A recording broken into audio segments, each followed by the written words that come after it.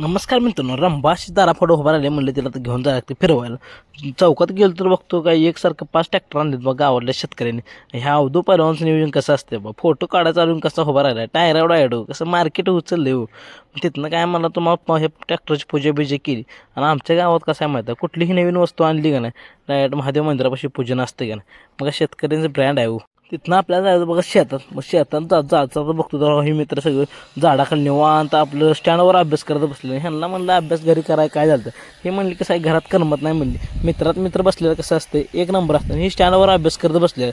मग तिथनं जायचं बघा शेतात. शेतात गेलो तर एक राव लय मोठा राडा झाला. कारण कसं आहे वाऱ्या कावद्यामुळे पत्र बांधून सगळं पडलेलं. म्हणलं आता टेन्शन आलं. बाणूस पत्र पडलं तर म्हणलं ओकेमध्ये कसं लावून जायला लागतं म्हणलं. मग काय ना बाणूस पत्र बित्र असं ओकेमध्ये लावलं. मग कसं एक नंबर झालं. मग कसं उन्हामुळे लय ताप होतं. ऊन तर कसं भयानक पडते का नाही. मित्रांनो आजचा व्हिडिओ लाईक शेअर आणि भावना जाताना तेवढं सबस्क्राईब करा.